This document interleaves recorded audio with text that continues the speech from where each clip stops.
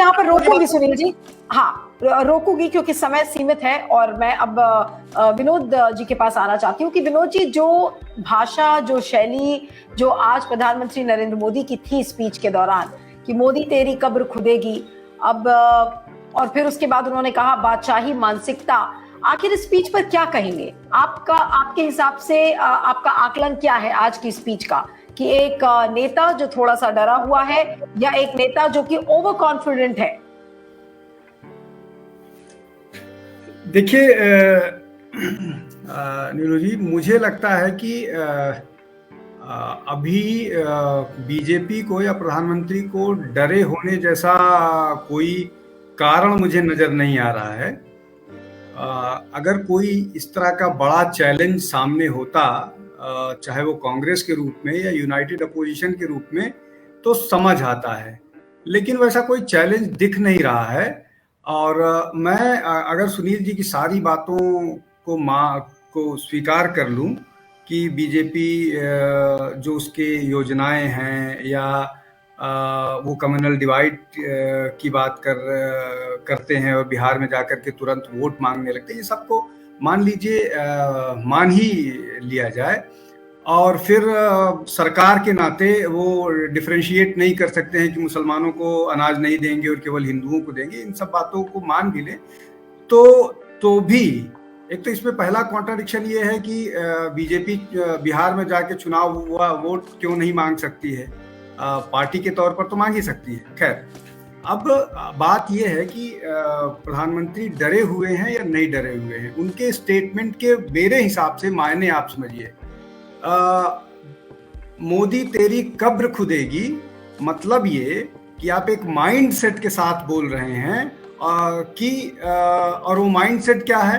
वो mind set वही वाला है जो ये कहता है कि जो जेएनयू में नारे चले थे, हमको इससे आज़ादी चाहिए, और जेएनयू में अलीगढ़ मुस्लिम यूनिवर्सिटी में नारे लगे थे हिंदुत्व तेरी कब्र खुदेगी। तो बिना कुछ कहे मोदी ने बहुत सटल तरीके से अपने जो उनके कोर वोटर हैं, सो कॉल्ड हिंदुत्व वोटर, उनको उन्होंने एड्रेस कर दिया कि ये एक जो एंटी नेशनल माइंडसेट वाले लोग हैं वो हमारे पीछे पड़े हुए हैं, और लगातार वो ये उनके नेता, मतलब बीजेपी के नेताओं की बात कर रहे हैं, वो ये कैटेगराइज करते रहे हैं, हाइफनेट करते रहे हैं कि जो कांग्रेस का इंटायर कैंपेन वो है, वो हमेशा कॉम्प्रोमाइज करता है इंडिया के नेशनल इंटरेस्ट को। तो एक बात ये है कि बहुत सटल तरीके से उन्होंने आज अपने कार्यकर्ता वहां नहीं थे, वहां उनके सारे नेता थे, और वो नेता ये मैसेज लेके जाएंगे, अब ग्राउंड पर ये सारी बात करेंगे। एक तो ये, दूसरा ये कि जो मैं आपके डिबेट में और जहां भी डिबेट में होता हूं, ये कहने की कोशिश करता हूं कि भाई, कांग्रेस, समाजवादी पार्टी, जनता दल, राष्ट्रीय जनता दल, बीजू जनता दल, या इस तरह की देवेगौड़ा की पार्टी जनता दल सेक्युलर, ये एक पार्टीज हैं बेसिकली, उसमें कांग्रेस को फोकस करके कि वहां पर एक ही परिवार का सारा हिसाब किताब है, उन्हीं का होता है। तो वो बादशाही मानसिकता, मतलब ये कि नेहरू जी, इंदिरा जी, राजीव जी, उसके बाद अब राहुल, फिर मजाक करने में ये भी कहा जाता है कि अगली जनरेशन शायद प्रियंका के परिवार से आएगी, उनका बेटा प्रधानमंत्री की दौड़ में होगा।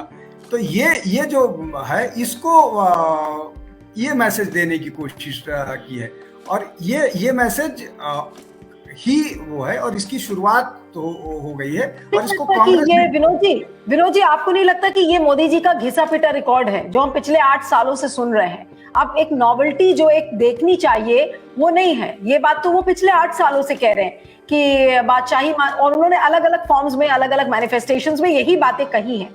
यही बातें वो हिंदुत्व के बारे में भी कहते हैं जो आज इस तरीके से उन्होंने कहा। तो उसमें नया क्या है आज? तो हम इसे क्या माने कि ये कॉन्फिडेंट पीएम थे, या एक ऐसे पीएम जिनको कि अब थोड़ा सा डाउट होने लगा है कि अब अगर हथौड़ा और तेज नहीं बजाया तो 2024 में सत्ता खिसक सकती है? देखिए, मुझे लगता है कि नया कहने के लिए अभी किसी के पास कुछ नहीं है और पुराना उन्होंने समेट रखा है। सबसे बड़ी बात ये है कि वो जो 80 करोड़ लोगों को राशन वाली बात है, वो उसको उन्होंने समेट रखा है और वो जो एक बड़ा तबका है जो उनको बिना किसी उसके वोट देगा। मुश्किल ये है कि जो ये मिडिल क्लास है, मिडिल क्लास में थोड़ा महंगाई और इसको नाम से डिसअपॉइंटमेंट है, उसको अगर ये सारी चीजें कही जाएंगी तो वो फिर इनके साथ जुड़ेगा। अगर उसी उसी नाते कहें, इनफैक्ट सरकार के पास बहुत ज्यादा कुछ कहने के लिए नहीं होता। सरकार कोई पॉलिटिकल रेटरिक से ज्यादा ये कहेगी कि हमने ये किया, ये किया, ये किया, और उसमें वो गिनाएगी 80 करोड़, उसमें वो मुद्रा गिनाएगी, उसमें वो और भी बहुत सारी उनके पास योजना वो गिनाएगी।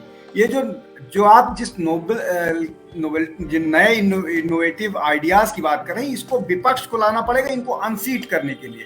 तो ये क्वेश्चन एक्चुअली अपोजिशन के लिए होना चाहिए। They are rather lacking these innovations, these innovative ideas, these noble ideas. तो उनको, उनके पास तो अपने हैं,